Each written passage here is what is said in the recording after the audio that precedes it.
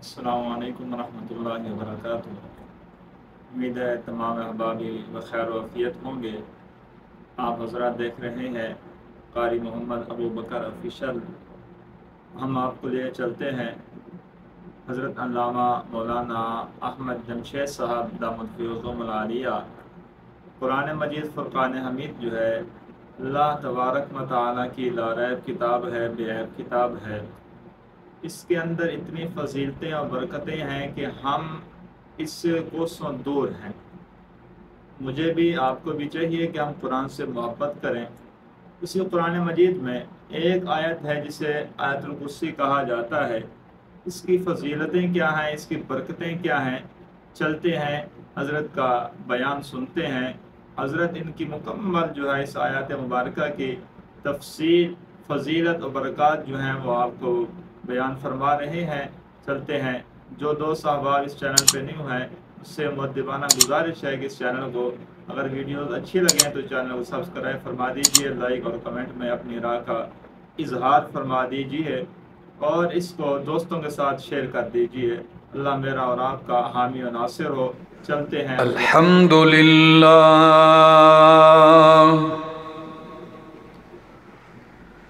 الحمدللہ نحمده ونستعینه ونستغفره ونؤمن به ونتوکل علیہ ونعوذ باللہ من شرور انفسنا ومن سیئات اعمالنا من يهده الله فلا مضل له ومن يضلله فلا هادي له وأشهد أن لا إله إلا الله وأشهد أن محمدًا عبده ورسوله أما بعد فأعوذ بالله من الشيطان الرجيم بسم الله الرحمن الرحيم الله لا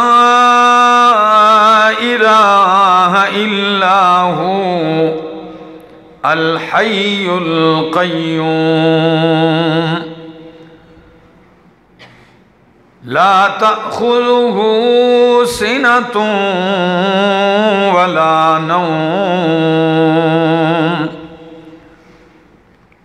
له ما في السماوات وما في الأرض من ذا الذي يشفع عنده إلا بإذنه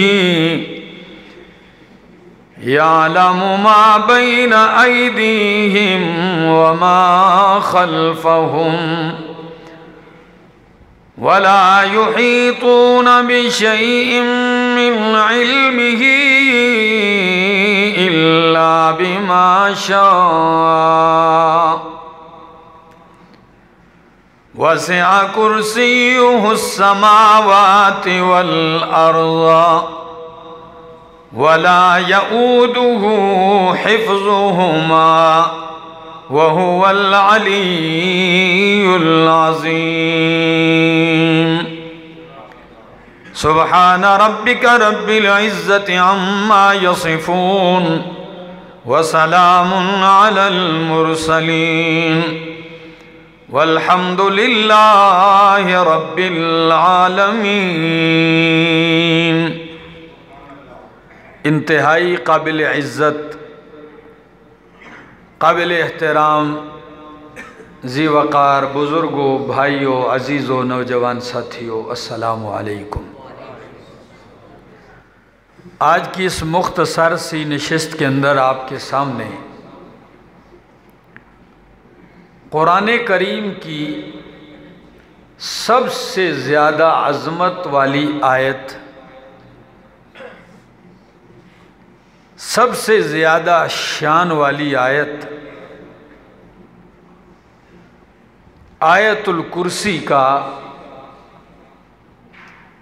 مختصر سا مفہوم آپ کے سامنے پیش کروں گا۔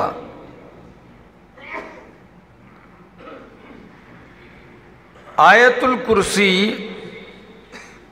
سورۃ البقرہ کی آیت نمبر 255 ہے۔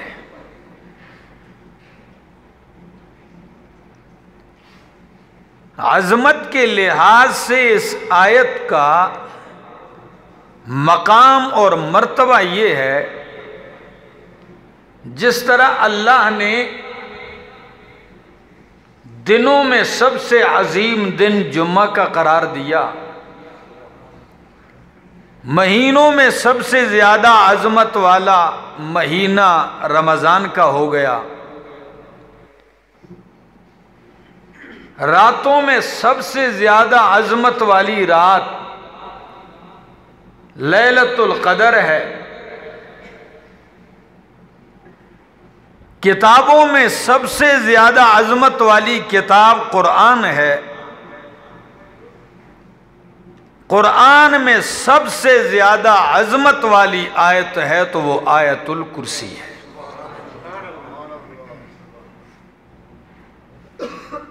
یہ کسی مولوی کی بات نہیں ہے، میری بات نہیں۔ نبی علیہ الصلوۃ والسلام نے اپنے ایک صحابی حضرت ابی بن کعب رضی اللہ تعالیٰ عنہ سے سوال کیا، فرمایا ایو آیتن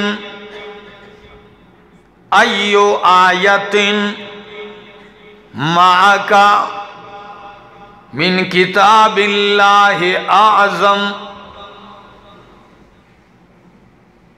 اے میرے صحابی ابو المنذر، حضرت ابی بن کعب کی کنیت ہے، فرمایا یا ابا المنذر، تیرے پاس قرآن کی سب سے زیادہ اعظم آیت، عظمت والی آیت کون سی ہے؟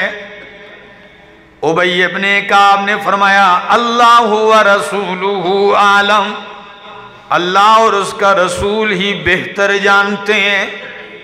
نبی کریم نے پھر فرمایا بتائیے کون سی آیت عظمت والی ہے؟ حضرت ابی بن کعب فرماتے ہیں میں ہر بار یہی کہتا ہوں کہ اللہ اور اس کا رسول بہتر جانتے ہیں۔ جب آپ نے کئی دفعہ تکرار کیا تو میں نے کہا سب سے زیادہ عظمت والی آیت اللہ لا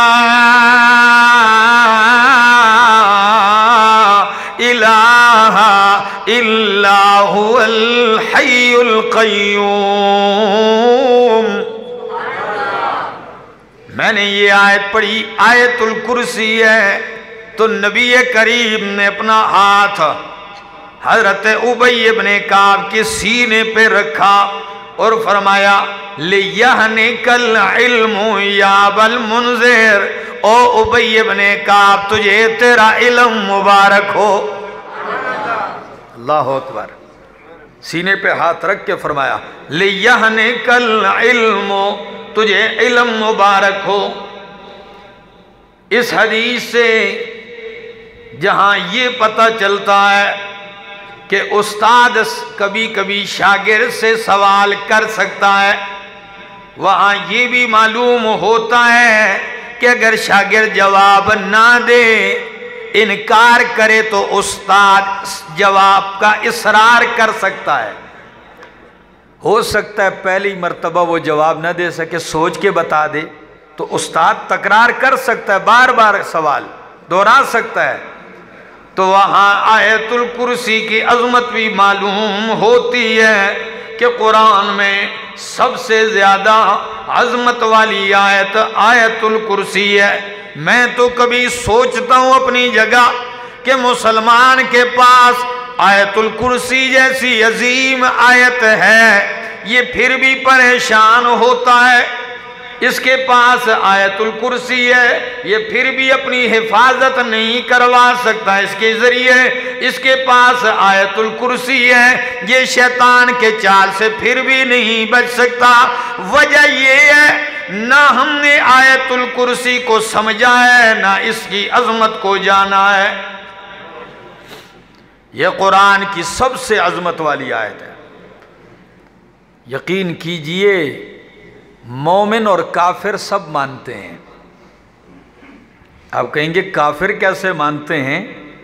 ذرا دیکھیے، حضرت ابو ہریرہ رضی اللہ تعالیٰ عنہ فرماتے ہیں رات کے اندھیرے میں نبی کریم نے میری ڈیوٹی لگائی، بیت المال کا غلہ ہے، کھجوریں ہیں، اس کی حفاظت کرنی ہے آپ نے۔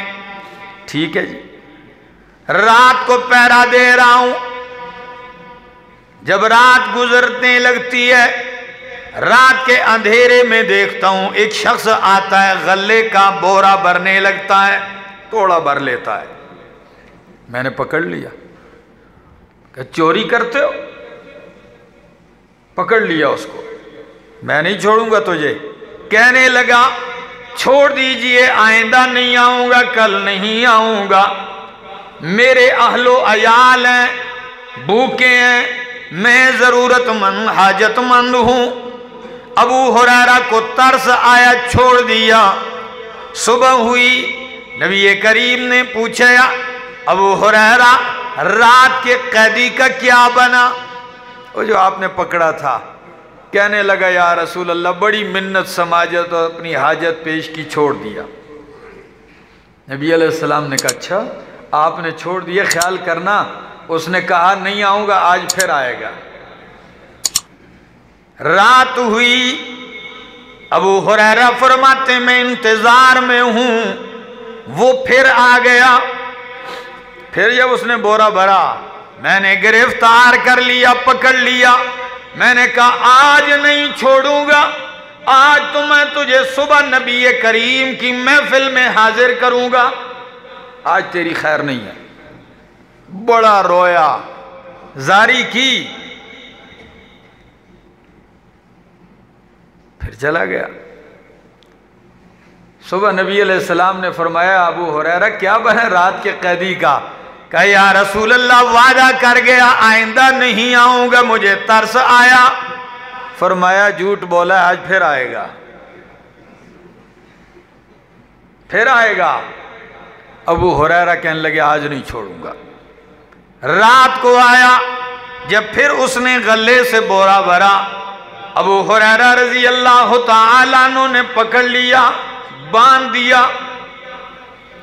آج صبح عدالت مصطفیٰ میں تجھے پیش کروں گا، آج تیری خیر نہیں۔ کہنے لگا ابو ہریرہ آج کے بعد نہیں آؤں گا۔ میں نے کہا تو جھوٹا ہے، میں تجھے پیش کیے بغیر نہیں چھوڑوں گا۔ کہنے لگا اگر آپ مجھے چھوڑ دیں تو آپ کو ایسے نفع کی بات، علم کی بات بتلا جاؤں گا کہ آپ کو کبھی چوکیدار کی بھی ضرورت نہیں پڑے گی۔ ابو ہریرہ تو علم کے بڑے حریص اور طالب تھے۔ کہنے لگا اچھا تجھے چھوڑتا ہوں، بتا۔ رسیاں کھولی، کہنے لگے بتا تو کیا چاہتا ہے، کیا بتائے گا مجھے؟ وہ کہنے لگا رات کا قیدی کہنے لگا ابو ہریرہ بس کوئی دور نہیں، آپ کی کتاب سورہ بقرہ کی آیت ہے اللہ لا الہ الا هو الحی القیوم، یہ آیت پڑھ لیا کرو، اللہ ایک فرشتہ آپ کے لیے محافظ کھڑا کر دے گا۔ جب یہ پڑھو گے فرشتہ جائے گا نہیں، شیطان آئے گا نہیں، فرشتہ جائے گا نہیں تو شیطان آئے گا نہیں۔ ابو ہریرہ نے چھوڑ دیا۔ صبح سارا واقعہ نبی کریم نے پوچھا ابو ہریرہ رات کے قیدی کا کیا بنا؟ کہنے لگا یا رسول اللہ آج تو میں نے اس شرط پہ چھوڑا ہے۔ کہنے لگا ایک نفع کی بات بتلاتے ہوئے جا رہا ہوں۔ فرمایا کیا بتلایا؟ کہنے لگا آیت الکرسی پڑھ لیا کرو، اللہ کی طرف سے محافظ مقرر ہو جائے گا۔ اچھا، فرمایا ہاں ابو ہریرہ تھا انہو کذوب صدق وان کان کذوبا، اگرچہ جھوٹا ہے لیکن بات سچی کر گیا ہے۔ اگرچہ ہے جھوٹا، کبھی کبھی جھوٹا بھی سچی بات کر جاتا ہے جھوٹا مگر بات سچی کر گیا ہے۔ فرمایا ابو ہریرہ اگلی بات پوچھوں، جانتے ہو ہے کون؟ جانتے ہو؟ فرمایا نہیں یا رسول اللہ میں نہیں جانتا ہوں۔ فرمایا ابو ہریرہ ابلیس تھا۔ کون تھا؟ ابلیس تھا، شیطان تھا۔ ہری پور والوں حدیث واقعہ جہاں سنا وہ آپ کو آیت الکرسی کی عظمت اور پاور کا بھی پتہ چلا ہوگا۔ کتنی شان والی آیت، آپ کے جان مال، آپ کے کارخانے کوٹھی فیکٹری کی محافظ آیت ہے۔ اور بڑی بات کہنے لگا ہوں کہ آپ کے ایمان کی محافظ بھی ہے، اس لیے کہ ایمان ہی تو بتلایا گیا ہے، اس میں اللہ کی توحید سے بھرپور آیت ہے۔ یقین کیجئے، اور یہی واقعہ ایک کتاب ہے سنن دارمی اور امام قرطبی نے نقل کی ہے اپنی تفسیر میں بھی، ان دونوں کتابوں میں۔ اگرچہ علماء نے اس پہ کلام کیا ہے، بہرحال آپ کے سامنے پیش کرتا ہوں، ذرا دیکھیے۔ حضرت عبداللہ ابن مسعود رضی اللہ تعالیٰ عنہ فرماتے ہیں، درس دے رہے مدینہ میں، کہنے لگے ہمارے ایک ساتھی مدینے سے باہر چلے گئے، مدینے کی حدود سے باہر ہو گئے، انہیں ایک جن آیا سامنے پیش، جن کا واسطہ پڑ گیا، جن چھوڑ نہیں رہا، کہنے لگا یا تم مجھ سے کشتی کرو تب جان چھوٹے گی، اور اگر تو نے مجھے گرا دیا تو ایسے نفع کی بات بتاؤں گا جو آپ کو پوری زندگی کام دے گی۔ تو وہ ہمارے وہ ساتھی کہنے لگے، عبداللہ ابن مسعود فرماتے ہیں، کہا ٹھیک ہے آ جاؤ۔ جن سے جب لڑنا شروع کر دیا، جن کو اٹھایا زمین کے ساتھ برابر کر دیا۔ جن اٹھا کہنے لگا جی میری خیال نہیں تھا، میری توجہ صحیح نہیں تھی، آپ نے ایک دم مجھے غفلت میں گرا دیا، پھر کشتی کر دیں۔ کہا آجا، پھر آجا، تیری خواہش پھر پوری کر دیتا ہوں۔ پھر اٹھایا، کہا جگہ تو بتا، اٹھا کے وہیں ماروں گا تجھے۔ اٹھایا، پھر چانو چھانے چت کر دیا نیچے۔ جب نیچے گرا دیا، کہا اب بتاؤ وہ نفع کی بات کون سی ہے؟ وہ کہنے لگا نفع کی بات اللہ لا الہ الا هو الحی القیوم۔ آیت الکرسی پڑھو، تمام جنات شیاطین سے محفوظ رہو گے۔ شاگردان ابن مسعود کہنے لگے او عبداللہ ابن مسعود، وہ آپ کا ساتھی کون تھا؟ ابن مسعود فرماتے ہیں، امام قرطبی کے الفاظ ہیں، کہنے لگے ما عسا الا ان یکون عمر، او لوگو یہ ساتھی عمر کے سوا کون ہو سکتا ہے؟ یا عمر کے سوا کون ہو سکتا ہے؟ اتنی عظمت والی آیت، اتنی شان والی آیت ہے۔ امام زرکشی رحمہ اللہ اپنی کتاب البرہان فی علوم القرآن میں فرماتے ہیں، اور دیگر مفسرین میں، آپ ذرا سورت کے اوپر غور کیجئے، لطف اٹھائیے۔ کہتے ہیں سب سے زیادہ شان والی یہ آیت اس وجہ سے بھی ہے کہ اس ایک آیت میں اللہ کا نام 18 دفعہ آیا ہے۔ اتنی کثیر تعداد میں قرآن کی کسی آیت میں اللہ کا نام نہیں آیا. کتنی دفعہ؟ کہیں اس میں ظاہر، کہیں اس میں ضمیر اشارہ. کون سے 18 مقامات ہیں؟ ذرا غور کیجئے، پڑھنے لگا ہوں.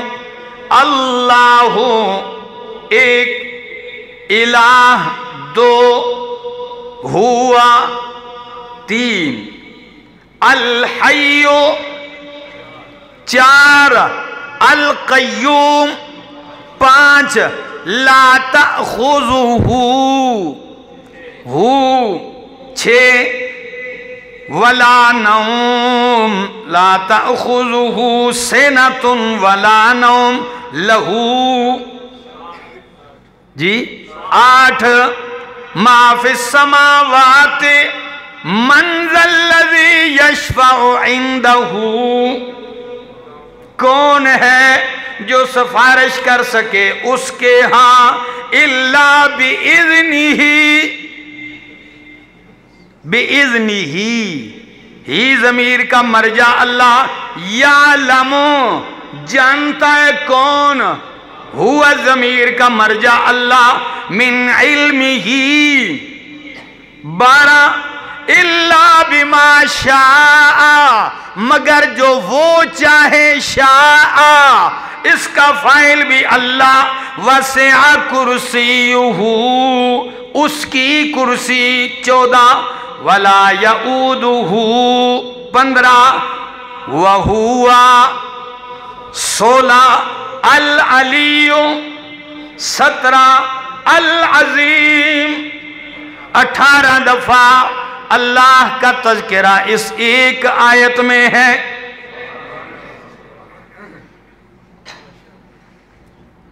اور نبی کریم صلی اللہ تعالی علیہ وسلم کے فرمان کے مطابق اس میں اعظم بھی آیت الکرسی میں ہے. کس میں؟ آیت الکرسی میں ہے. تو آپ کو ایک اور فائدہ ہو گیا. حدیث میں آتا ہے کہ آیت اسم اعظم کے ذریعے سے، واسطے سے جو بھی دعا کی جائے اللہ قبول کرتے ہیں. تو آپ آیت الکرسی پڑھ کے جو دعا مانگیں گے مالک قبول کرے گا. اگر گزشتہ جمعہ آپ کو یاد ہو درود والا، تو اس کو اور اس کو دونوں کو سامنے رکھو تو یہ بھی نتیجہ نکلے گا کہ سب سے پہلے اللہ کی حمد و ثنا، پھر نبی پر درود، پھر دعا. تو حمد و ثنا میں آپ آیت الکرسی کو رکھ لیں کہ اس میں اللہ کی بڑی عظمت ہے، حمد ہے، ثنا ہے، بڑائی ہے، بزرگی ہے، شان ہے اللہ کی. اس کو رکھیں، پھر درود پڑھیں، پھر دعا مانگے، پھر دیکھنا دعا کے آثار کیا ہوتے ہیں. اب ذرا غور سے سنیے اس آیت کا ترجمہ، پھر میں مزید وضاحت اختصار سے کرتا ہوں. اللہ لا الہ الا ہو، اس صورت میں اللہ نے اپنی توحید، اس آیت میں اللہ نے اپنی توحید کا ایک دعویٰ پیش کیا ہے. پھر اس دعوے پر 10 دلائل دیے ہیں. کتنے؟ 10 دلائل ہیں. دعویٰ کیا ہے؟ فرمایا اللہ لا الہ الا ہو، اللہ وہ ذات ہے، اللہ وہ معبود برحق ہے، لا الہ الا ہو، کوئی الہ نہیں، الا ہو مگر وہی ہے. یہ دعویٰ ہے. کیا؟ اب مالک کا انداز قرآن میں یہ ہے کہ اللہ نے کبھی بھی کوئی دعویٰ بغیر دلیل کے پیش نہیں کیا. دعویٰ یہ اللہ وہ معبود برحق ہے کہ اس کے سوا کوئی الہ، کوئی حاجت روا، کوئی مشکل کشا نہیں ہے، الا ہو مگر وہی ہے. اس پر دلیل کیا ہے؟ فرمایا الحی، پہلی دلیل الحی، اس لیے اس کے سوا الہ نہیں ہے کہ وہی الحی ہمیشہ سے زندہ ہے، ہمیشہ زندہ رہے گا، اس کے سوا کوئی ہمیشہ سے ہمیشہ زندہ رہے گا۔ سب کی حیات عارضی ہے، سب کی حیات فانی ہے، سب کی حیات جو ہے وہ محدود ہے۔ کیا ہے؟ ایک وقت تک ہے۔ ایک اللہ کی حیات ذاتی حقیقی ہے، ہمیشہ سے زندہ، ہمیشہ زندہ رہے گا۔ ایسی حیات کہ خود زندہ ہے، دوسروں کو زندگیاں دینے والا ہے۔ اور قرآن کہتا ہے اللہ کے سوا کل من علیہا فان، سب پہ فنا نے آنا ہے۔ وَيَبْقَى وَجْهُ رَبِّكَ ذُو الْجَلَالِ وَالْإِكْرَامِ، ایک اللہ کی ذات باقی رہے گی، باقی سب پہ فنا آئے گا۔ دوسری آیت میں فرمایا کُلُّ نَفْسٍ ذَائِقَةُ الْمَوْتِ، ہر نفس نے موت کا ذائقہ چکھنا ہے۔ موت سے پاک ذات کس کی ہے؟ الحیو، ہمیشہ زندہ رہنے والا اللہ ہے الحیو، اور ایسا زندہ ہے قرآن کہتا ہے وَتَوَكَّلْ عَلَى الْحَيِّ الَّذِي لَا يَمُوتُ، بھروسہ کرنا ہے ایسے زندہ پہ کرو جس پہ کبھی موت نہیں آئے گی۔ اور وہ کون ہے؟ اللہ ہے جس پہ کبھی موت نہیں آئے گی، الحیو۔ اور آپ کو ایک عجیب منظر دکھاتا ہوں، یہی لفظ اس آیت میں فرمایا اللہ لا الہ الا هو الحی القیوم، سورۃ الغافر آیت نمبر 65 میں اس کو الٹ کے یوں فرمایا هو الحی لا الہ الا ہو۔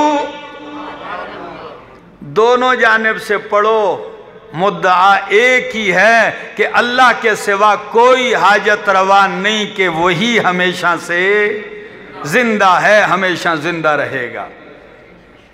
اللہ لا الہ الا هو الحی، سورہ غافر میں فرمایا هو الحی لا الہ الا هو فادعوه مخلصین لہ الدین۔ دوسری دلیل القیوم، کیا؟ القیوم، وہ خود قائم ہے، دوسروں کو قیام دینے والا ہے۔ القیوم، ساری کائنات کو سنبھالنے والا ہے۔ القیوم، سب کچھ اسی نے تھاما ہوا ہے۔ دو دلائل ہیں، اور شیخ الاسلام ابن تیمیہ رحمہ اللہ فرماتے ہیں الحی القیوم یہی اسم اعظم ہے۔ کیا؟ الحی القیوم یہ کیا ہے؟ اور اللہ کے پاک پیغمبر کی دعاؤں میں یہ لفظ بکثرت ملتا ہے۔ مثلا نبی علیہ السلام دعا کرتے تھے یا حی یا قیوم برحمتک استغیث، یا حی یا قیوم برحمتک استغیث۔ دل پہ جب بھی کوئی پریشانی ہو نا، غم ہو، 5 دفعہ یہ دعا پڑھ لیا کرو، اللہ تمہارے دلوں کے غم دور کر دے گا۔ یا حی یا قیوم برحمتک استغیث۔ فرمایا اللہ لا الہ الا ہو الحی القیوم، وہی زندہ ہے، القیوم سب کو تھامنے والا ہے، وہ زندہ ہے، القیوم تھامنے والا ہے، باقی کوئی آج زندہ ہے تو کل زندہ نہیں رہے گا، کوئی کل زندہ ہے تو پرسوں زندہ نہیں رہے گا، کوئی ولی ایسا نہیں جس پہ موت نہیں آئے گی، کوئی فرشتہ ایسا نہیں جس پہ موت نہیں آئے گی، کوئی نبی ایسا نہیں جس پہ موت نہیں آئے گی، حتیٰ کہ سید الانبیاء پہ بھی موت آئی ہے کہ نہیں؟ ان پہ بھی موت آئی ہے۔ اللہ کے حبیب نے بھی جام موت منہ سے لگایا ہے۔ تو جس پہ موت آ جائے وہ حاجت روا نہیں ہو سکتا، جس پہ موت آ جائے وہ کائنات کو تھامنے والا ہو سکتا۔ کائنات کو تھامنے والا وہ ہے جس پہ موت نہیں آ سکتی، جس پہ موت آ جائے وہ اپنے آپ کو نہیں تھام سکتا۔ ایسے ہے کہ نہیں؟ حضرت سلیمان علیہ السلام موت طاری ہو گئی، آپ مسجد اقصی میں کھڑے ہیں، ٹیک لگائے ہوئے ہیں، لاٹھی کے ساتھ قرآن کہتا ہے فَلَمَّا خَرَّ تَبَيَّنَتِ الْجِنُّ أَن لَّوْ كَانُوا يَعْلَمُونَ الْغَيْبَ مَا لَبِثُوا فِي الْعَذَابِ الْمُهِينِ۔ 1 سال تک کھڑے رہے، پھر کیا ہوا؟ مَا دَلَّهُمْ عَلَى مَوْتِهِ إِلَّا دَابَّةُ الْأَرْضِ تَأْكُلُ مِنْ سَأَتَهُ۔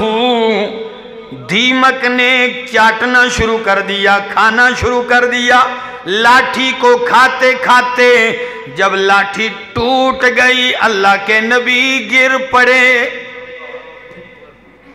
جس پہ موت آ جائے وہ الہ ہو سکتا، الہ وہ ہے الحیو جو ہمیشہ سے زندہ ہے، ہمیشہ زندہ رہے گا، القیوم سب کو سنبھالنے والا ہے۔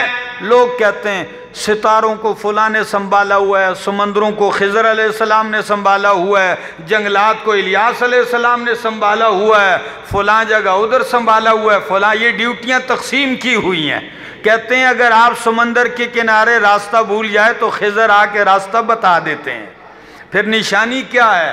کہتے ہیں نشانی یہ کہ ان سے مصافحہ کر لیا کرو، اور جب مصافحہ کرو گے نا تو اس کے انگوٹھے میں ہڈی نہیں ہوگی۔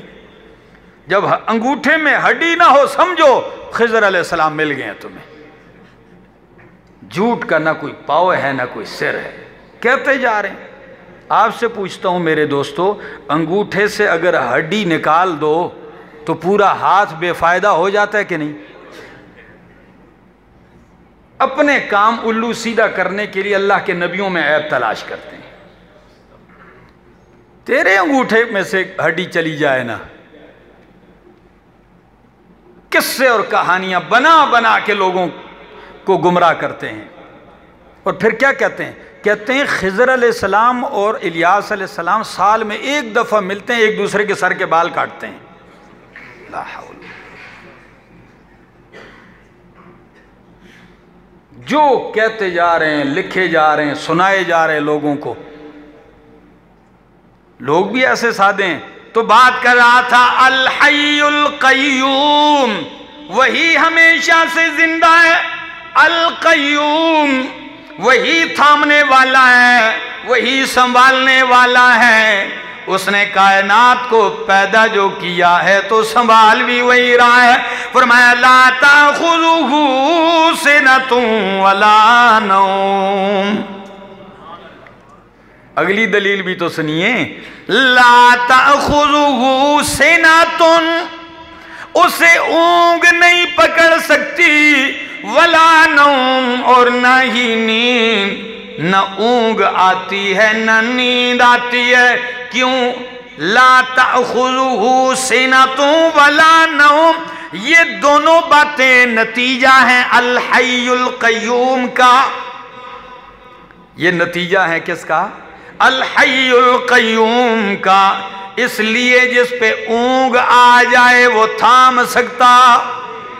کسی نے گلاس پکڑا اونگ آئے ہیں ایسے ہو تو بھائی گلاس بھی جائے گا، وہ خود بھی گرے گا، وہ کیا تھام لے گا.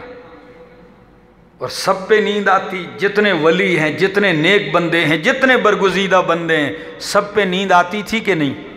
سارے سویا کرتے تھے کہ نہیں؟ نیند غفلت ہے، کیا ہے؟ کمزوری ہے. نیند میں جب بندہ گرتا ہے اپنے وجود پہ اختیار باقی نہیں رہتا تو کائنات کو کیسے تھامے گا؟ قرآن یہی تو مسئلہ سمجھانا چاہتا ہے. 309 سال تک غار کے اندر رہنے والے ولی تھے کہ نہیں؟ ادھر آ کے آپ تھوڑے سے ڈھیلے بول گئے ہیں، اس لیے کہ وہ چرس نہیں پیتے تھے نا، اس لیے ان کو کوئی ولی نہیں مانتا. وہ بھنگ نہیں پیتے تھے جی، وہ عرس نہیں، قوالیاں نہیں رچاتے تھے، اس لیے ولی نہیں تھے. نہ میرا دوست، ان کی ولایت پہ تو قرآن گواہ ہے، ان کی ولایت تو قرآن ذکر کرتا ہے. وَرَبَطْنَا عَلَىٰ قُلُوبِهِمْ، اللہ فرماتے ہیں میں نے ان کے دل مضبوط کر دیے. 309 سال تک سوئے رہے اللہ کے ولی، اور جب بیدار ہوئے تو کہنے لگے لَبِثْنَا يَوْمًا أَوْ بَعْضَ يَوْمٍ، ہم ایک دن رہے یا کچھ حصہ دن کا. تو آپ سے خدا را سے پوچھتا ہوں میرے دوستو، ولی سوئے ہوئے 309 سال گزر گئے، لیکن انہیں پتا چلا. جب سوئے ہوئے کو پتا نہیں تو موئے ہوئے کو کیسے پتا ہوگا جی؟ جب سویا ہوا اپنے حال سے بے خبر تو مرا ہوا اپنے حال سے بطریق اولا بے خبر ہے. جب اپنی جان کی خبر نہیں تو جہان کی خبر بھی نہیں. یہی تو قرآن سمجھانا چاہتا ہے. اور ذرا سنیے حدیث، اللہ کے پاک پیغمبر ایک غزوہ سے واپس جا رہے ہیں، سینکڑوں صحابہ آپ کے ساتھ ہیں. رات ایک جگہ پڑاؤ ڈالا. خدا را ہری پور والوں سنیے، پڑاؤ ڈالا اللہ کے حبیب نے. فرمایا من یوقظنا اللیل، کون جگائے گا ہمیں صبح کے لیے؟ کوئی ہے جو رات کو پہرا دے اور صبح جگائے؟ حضرت بلال کہنے لگے میں جگاؤں گا. حضرت بلال سے کہا آپ پہرا دیں، صبح جگانا ہے. سارے سو گئے، اللہ کے حبیب بھی آرام فرما ہو گئے. کائنات کے سب ولیوں کے سردار صحابہ. اس لیے ہری پور والوں میرا تو ایمان ہے کہ روئے زمین کے سارے ولی مل کے ایک ادنا صحابی کا بھی مقابلہ نہیں کر سکتے. کیا یہ سچ ہے کہ نہیں؟ یہ سچ ہے تو پھر ساری کائنات کے سید الاولیاء صحابہ ولیوں کی جماعت سوئی ہوئی ہے. سید الاولیاء بھی سوئے ہوئے ہیں اور ساتھ سید الانبیاء بھی سوئے ہوئے ہیں. مؤذن رسول پہرے دار ہیں. حضرت بلال سوچنے لگے اگر میں یوں ہی بیٹھا بیٹھا رہا تو شاید سو جاؤں، مجھے نیند آ جائے، تو اس لیے بہتر ہے کہ میں نفل پڑھنا شروع کر دوں. اب نوافل پڑھنا شروع کر دیں. پڑھتے جا رہے ہیں، نفل پڑھتے پڑھتے رات گزرتی جا رہی ہے.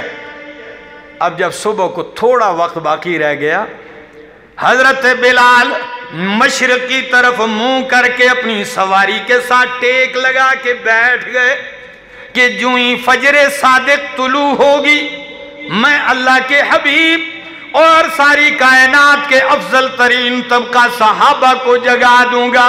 کہتے ہیں میں بیٹھا رہا فغلبت بلالا عیناہ، فغلبت بلالا عیناہ، تو بلال پر بھی ان کی آنکھیں غالب آ گئیں، وہ بھی سو گئے. جب بلال سو گئے سیدُ الاولیاء سوئے ہوئے، سید الانبیاء سوئے ہوئے، پڑھنے لگا ہوں بخاری مسلم حدیث کی کتابیں دیکھیے، حدیث کے الفاظ کیا ہیں؟ سارے سوئے ہوئے ہیں، حتی ضربتہم الشمس، جاگ اس وقت آئی جب سورج کی کرنیں ان کے چہرے پہ آ کے پڑیں، اور بیدار ہونے والوں میں سب سے پہلے اللہ کے نبی بیدار ہوئے۔ نبی علیہ السلام سب سے پہلے بیدار ہو گئے۔ جب جاگے دیکھا سورج طلوع ہے، نماز قضا ہو چکی ہے، ایک دم صحابہ سے فرمایا اٹھیے۔ جب جگایا بلال کے پاس آئے، اللہ اکبر، جب بلال کے پاس آئے فرمایا یا بلال، یہ آپ نے کیا کر دیا؟ آپ نے تو ذمہ داری لی تھی جگانے کی، قربان جاؤں عقیدہ بلال کا بھی سنیے۔ کہنے لگے یا رسول اللہ، اخذ بنفسی الذی اخذ بنفوسکم، جس ذات نے تمہاری روحیں قبض کی تمہیں سلا دیا، اسی ذات نے میری روح قبض کر کے مجھے بھی سلا دیا۔ تو پھر جیسے آپ کو خبر نہ ہوئی اسی طرح مجھے بھی خبر نہ ہوئی۔ ہری پور والوں پھر کہنے دو مجھے، جس پہ نیند آ جائے وہ الہ ہو سکتا؟ الہ وہ الہ تأخذہ سنۃ ولا نوم، جس کو اونگ بھی نہیں پکڑتی، جسے نیند بھی نہیں آتی۔ اگلی دلیل فرمایا لہو ما فی السماوات، لہو ما فی السماوات وما فی الارض۔ غور کیجئے کیسا جوڑ ہے، خدا کی قسم ایسے لگتے ہیں جیسے موتی اکتار میں پروئے ہوں، دلیلوں کی ایسی کڑیاں ہیں۔ فرمایا الہ اس لیے کہ وہ زندہ ہے، زندہ بھی ایسا ہے کہ قیوم، ساری کائنات کو اس نے تھاما ہوا ہے، اور ایسے تھامے ہوئے ہیں ایک لمحہ کے لیے بھی اس پہ اونگ اور نیند نہیں آتی۔ فرمایا لہو ما فی السماوات وما فی الارض۔ مسجد نمرہ والو قرآن سنیے، فرمایا لہو ما فی السماوات وما فی الارض، آسمان و زمین میں جو کچھ ہے سب اسی کا ہے۔ سب کس کی ملکیت ہے؟ کیا انداز ہے! مالک بھی وہی، تھامنے والا بھی۔ لہو ما فی السماوات وما فی الارض، آسمان و زمین میں سارا کچھ اسی کی ملکیت ہے، اسی کے اختیار میں، سب کا مالک وہی ہے، سارا کچھ اسی کا مملوک ہے، اللہ کے سوا کسی کا کچھ بھی نہیں ہے۔ سب کا مالک کون ہے؟ جنہیں تم مالک سمجھتے ہو اللہ کے سوا۔ اللہ فرماتے ہیں سورہ فاطر آیت 13، ما یملکون من قطمیر، ما یملکون من قطمیر، وہ کھجور کی گٹھلی پہ جو باریک سا چھلکا ہے وہ اس کے بھی مالک نہیں ہے۔ کھجور کی گٹھلی پہ باریک سا پردہ دیکھا ہے آپ نے جی؟ یہ اس کے بھی مالک نہیں۔ اللہ نے دور جانے کی بھی زحمت نہیں دی ہمیں کہ جا کر وہ دیکھ لو، نہیں، کھجور ہر گھر میں ہے، ہر جگہ ہے، ہر ملک میں میسر ہے۔ مسلمان ہر رمضان اور اس کے علاوہ بھی استعمال کرتے ہیں، عرب میں تو بہت ہی زیادہ تھی۔ اور پھر کھجور کی گٹھلی کی مثال دی بھی آپ کو اسی لیے سمجھانے کے لیے کہ قبر پرستوں کو سمجھایا جائے، قبروں کی مٹیاں چھاننے والوں کو سمجھا جائے، قبروں کو پوجنے والوں کو سمجھایا جائے، قبروں والوں کا دماغ جھنجھوڑا جائے، قبر پرستوں کے دماغ کو کھولا جائے۔ جیسے کھجور کی گٹھلی ہے، کھجور کا دانہ ہے، دانے کے اندر گٹھلی ہے، گٹھلی پہ باریک سا چھلکا ہے، اور سادے کائنات کے بالکل ایسے ہی قبر ہے، قبر میں مردہ ہے، مردے پہ سفید سا باریک کفن ہے۔ کوئی سمجھ آ رہی ہے؟ کھجور کا دانہ، اس میں گٹھلی، گٹھلی میں کے اوپر باریک سا پردہ، ایسی قبر ہے، قبر میں مردہ ہے، مردے پہ باریک سا سفید کفن ہے۔ ما یملکون من قطمیر، فرمایا یہ مرنے والا اپنے کفن کا بھی مالک نہیں، یہ اپنی کفن کا بھی مالک نہیں، تو تیری قسمتوں کا مالک کیسے ہو سکتا ہے؟ اسی لیے تو میں اکثر کہتا ہوں کہ کہیں نخل مرقد کی چھاؤں میں سجدے، کہیں نخل مرقد کی چھاؤں میں سجدے، کہیں مرنے والوں کے پاؤں میں سجدے، اشاروں میں سجدے، نگاہوں میں سجدے، یہاں اور وہاں خانقاہوں میں سجدے۔ کسی شاعر نے تبھی تو کہا یہ قبہ پرستی کا پامال سجدہ، یہ قبہ پرستی کا پامال سجدہ، مزاروں پہ جا جا کے ہر سال سجدہ۔ کوئی توجہ ہے؟ یہ قبہ پرستی کا پامال سجدہ، مزاروں پہ جا جا کے ہر حال سجدہ، ہر سال سجدہ، یہ سب بیج پیروں کا بویا ہوا ہے، یہ سب بیج پیروں کا بویا ہوا ہے، کہ ہر شخص بدعت کا جویا ہوا ہے۔ جو مائل بخواب اجل ہو چکے ہیں، جو مائل بخواب اجل ہو چکے ہیں، لحد میں جو آرام سے سو چکے ہیں، جو کروٹ بدلنا نہیں جانتے ہیں، جو کروٹ بدلنا نہیں جانتے ہیں، انہیں لوگ مشکل کشا مانتے ہیں۔ فرمایا لہو ما فی السماوات وما فی الارض، اسی کا ہے جو کچھ آسمانوں میں ہے، جو کچھ زمین میں ہے۔ من ذا الذی یشفع عندہ، کس کی طاقت ہے جو اس کے ہاں سفارش کر سکے؟ کس کی جرت ہے جو اس کے ہاں سفارش کر سکے؟ جیسے لوگ کہتے ہیں نا یہ زبردستی چھوڑا لیں گے، کیا؟ ہاں ساڑی سندہ نہیں تے انہاں دی موڑدہ نہیں، زبردستی۔ فرمایا نہیں، من ذا الذی یشفع عندہ، کون ہے جو سفارش کر سکے اس کے ہاں؟ الا بِإِذْنِهِ، اگر کرے گا بھی تو کس کی اجازت سے؟ اللہ کی اجازت سے کرے گا۔ اور جو اجازتوں کا محتاج ہو وہ الہ ہو سکتا؟ جو الہ ہوتا ہے وہ کسی کی اجازت کا محتاج نہیں ہو سکتا۔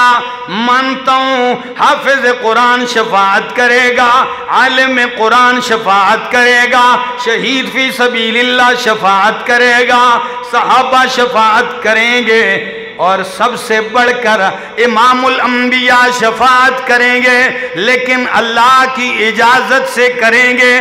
کیسے کریں گے؟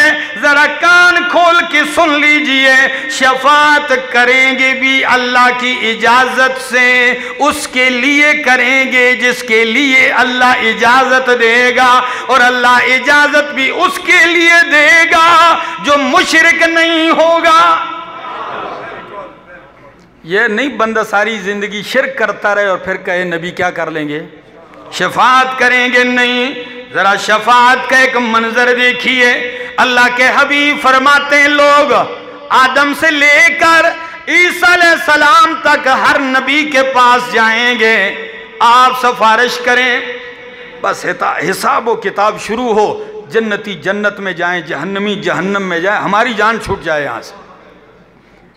ہر نبی کہے گا نہیں، لستو لہا، لستو لہا، میں کچھ نہیں کہتا، بس میری التجا ہے رب نفسی نفسی، اللہ بس میرا اپنا آپ کا مطالبہ ہے، مجھے بچا لے، نفسی نفسی۔ آخر میں عیسیٰ علیہ السلام تک آئیں گے، عیسیٰ علیہ السلام فرمائیں گے ادھر ادھر نہ جاؤ، آخری پیغمبر محمد الرسول اللہ کے پاس جاؤ، سارے میرے پاس آئیں گے، اللہ کے نبی فرماتے ہیں، صحیح بخاری کی حدیث ہے، فرمایا جب سارے میرے پاس آئیں گے کہ آپ سفارش کریں، پھر ذرا دیکھیے جس طرح آج کل لوگوں نے پیروں کے جی پیچھ کامل ہونا چاہیے، ہاں پکڑ کے اس طرح لے جا، سن نہ میرا دوست ذرا سن، یہ سید الانبیاء کی بات کر رہا ہوں، کسی عام بندے کی بات، اللہ کے حبیب کی بات سنا رہا ہوں۔ فرمایا جب لوگ میرے پاس آئیں گے تو میں کہوں گا انا لہا، ہر نبی کہیں گے لست لہا، میں کہوں گا انا لہا، ہاں یہ میرا مقام ہے، فَأَخِرُّ لِلَّهِ سُجَّدًا، میں اللہ کے سامنے سجدے میں گر جاؤں گا، سجدے میں گروں گا، فَيُلْهِمُنِي رَبِّي مَحَامِدَهُ، اللہ مجھے اس وقت اپنی تعریفیں الہام کرے گا جو مجھے اب یاد نہیں ہے۔ نبی کریم فرماتے ہیں اس وقت اللہ میرے دل میں ڈالے گا، میں رب کے سامنے اتنی زاری کروں گا، اتنی عاجزی کروں گا کہ اللہ فرمائیں گے ارفع رأسک یا محمد، قل تسمع سل توتا وشفا تشفا، میرے حبیب سر اٹھائیے، آپ مانگتے جائیں میں دیتا جاؤں گا، آپ بولتے جائیں میں سنتا جاؤں گا۔ یہ نہیں فرمایا سر اٹھائیے جو جی میں آئیے کر گزریے، نہیں، سل توتا، میرے پیغمبر آپ مانگتے جائیں، مانگنا آپ سے اچھا لگتا ہے، دینا میرے ساتھ اچھا لگتا ہے، تجھ سے بہتر مانگنے والا کوئی نہیں، مجھ سے بہتر دینے والا کوئی نہیں۔ اب مانگیں اجازت کے ساتھ۔ حضرت ابو ہریرہ چونکہ بڑے حریص تھے احادیث کے، بڑے طالب تھے، تو کہنے لگے من اسعد الناس بشفاعتک، اللہ کے حبیب جب آپ شفاعت کریں گے تو اتنا بھی بتا دیجئے کہ آپ کی شفاعت کس سعادت مند کے حصے میں آئے گی، وہ سعادت مند کون ہوگا جس کے لیے آپ لب کشائی کریں گے؟ تو سنا دوں، فرمایا وَهِيَ نَائِلَةٌ لِمَن لَا يُشْرِكْ بِاللَّهِ شَيْئًا، میری شفاعت ہر اس بندے کو ملے گی جس نے اللہ کے ساتھ ذرہ بھی شرک نہیں کیا ہوگا۔ موحدو مبارک تمہیں ہو کہ شفاعت ملے گی بھی تو موحدین کو ملے گی۔ فرمایا من ذا الذی یشفع عنده الا باذنہ یعلم ما بین ایدیہم وما خلفہم، اللہ جانتا ہے جو کچھ انسانوں مخلوق کے آگے ہے، جو ان کے پیچھے ہے، یعنی ان کی ماضی کو بھی جانتا ہے، ان کے مستقبل کو بھی جانتا ہے۔ امام مجاہد مانا کرتے ہیں ان کی دنیا کو بھی جانتا ہے، ان کی آخرت کو بھی جانتا ہے، اس کا علم ایسا وسیع علم ہے۔ ذرا میں کھولنے لگا ہوں اللہ کی کتاب، سورت کا نام سورت الانعام ہے میرے سامنے، سورت الانعام 7واں پارہ، آیت نمبر ہے 1:60-59، فرمایا وَعِندَهُ مَفَاتِحُ الْغَيْبِ لَا يَعْلَمُهَا إِلَّا هُوَ، عِندَهُ مَفَاتِحُ الْغَيْبِ، اللہ ہی کے پاس غیب کے خزانوں کی کنجیاں ہیں، لا یعلمها الا ہو، انہیں کوئی نہیں جانتا مگر اللہ جانتا ہے۔ وسعت علم دیکھیے، فرمایا وَيَعْلَمُ مَا فِي الْبَرِّ وَالْبَحْرِ، وہی جانتا ہے جو کچھ بر میں ہے، خشکی میں ہے، والبحر، جو کچھ سمندروں میں ہے، سمندروں کو جاننے والا، جو کچھ سمندروں میں ہے انہیں جاننے والا، جو کچھ خشکی میں ہے اسے جاننے والا صرف اللہ ہے۔ خشکی سمندر یہ نہیں صرف، فرمایا وَمَا تَسْقُطُ مِن وَرَقَةٍ إِلَّا يَعْلَمُهَا، جتنے بھی روئے زمین پر جنگلات ہیں، درخت ہیں، پودے ہیں، ان میں لگے ہوئے پتے ہیں، کوئی پتا بھی درخت سے گرتا ہے تو اس کے علم کے بغیر نہیں گرتا۔ کتنے جنگلات ہیں کوئی پتہ ہے؟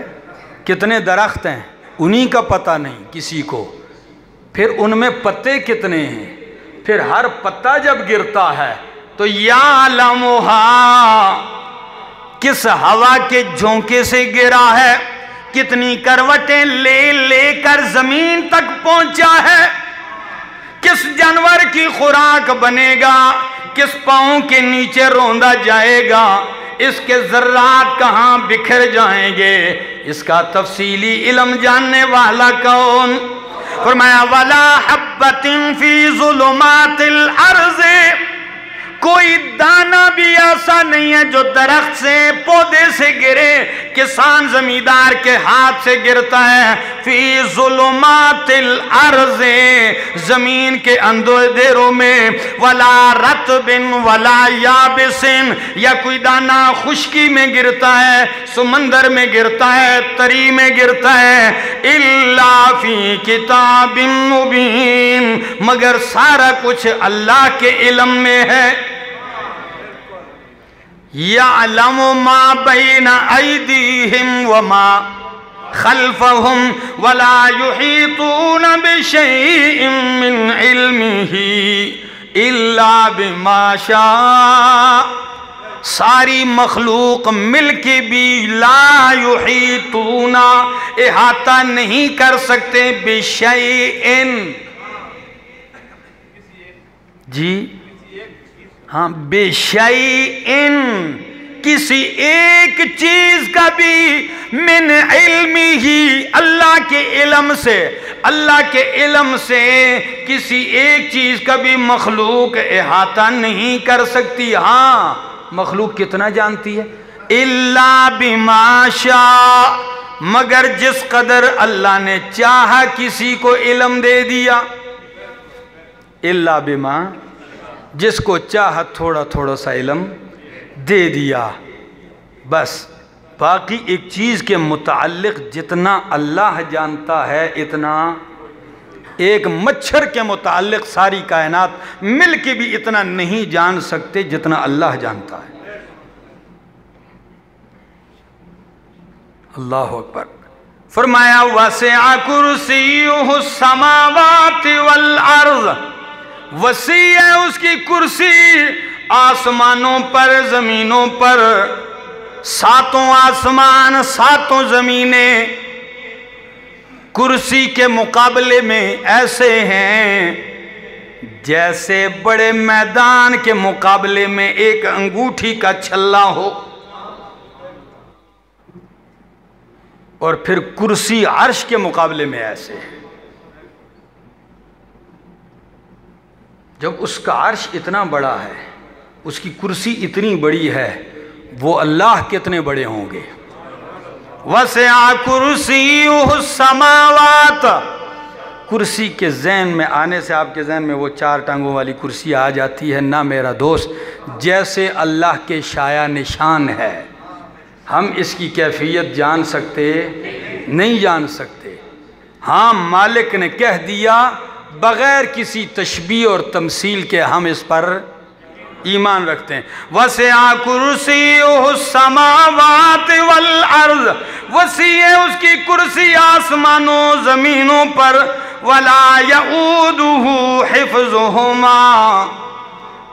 آپ کہیں گے کہ چلو جی شریک تو اللہ کا کوئی نہیں ہے، معاون ہو بس، زیادہ زیادہ کیا ہو، اکیلا اللہ تھک جاتا ہوگا، کوئی معاون؟ فرمایا نہیں، لا یعودہ حفظہما، آسمان و زمین کی حفاظت، اس کو تھامنا اللہ کو تھکا سکتی، اللہ اس سے تھکتے۔ وَهُوَ الْعَلِيُّ الْعَظِيمُ، وہی العلی بلند و بالا ہے، العظیم وہی عظیم تر ہیں، وہی عظمتوں والے ہیں۔ یہی ہے وہ عظمت والی آیت، یہ ہے وہ شان والی آیت۔ میرے دوستو، آیت کو یاد کیجئے، آیت کو ورد بنا لیجئے۔ اللہ کے حبیب نے فرمایا، سنیے، جو بندہ ہر نماز کے بعد ایک دفعہ آیت الکرسی پڑھتا ہے، اس سے جنت میں داخل ہونے سے کوئی چیز روک نہیں سکتی سوائے موت کے۔ اس کے اور جنت کے درمیان رکاوٹ کیا ہے؟ کیا مطلب ہے؟ یعنی موت آنے کی دیر وہ جنت میں جائے گا۔ تو پھر آپ سے ایک بات کہوں، کبھی آپ دماغ بھی استعمال کریں کہ جس آیت کا کمال یہ ہو کہ ہر نماز کے بعد اگر بندہ ایک دفعہ پڑھے تو جنت مل جاتی ہے، تو جو بندہ عام اوقات میں کثرت سے پڑھے، کیا دنیا و آخرت کے خزانے نہیں مل سکتے؟ ایک دفعہ پڑھنے سے آپ کو جنت مل سکتی ہے، تو بار بار پڑھنے سے آپ کو دنیا کے خزانے نہیں مل سکتے۔ مسئلہ مصیبت یہ ہے، نہ لوگ یقین کرتے ہیں نہ یقین سے پڑھتے ہیں۔ اس کو اپنا ورد بنا لیجئے، پڑھتے جائیے۔ اللہ سے دعا ہے اللہ اس کی برکتیں ہمیں نصیب فرمائے۔ آخر دعوانا ان الحمدللہ رب العالمین۔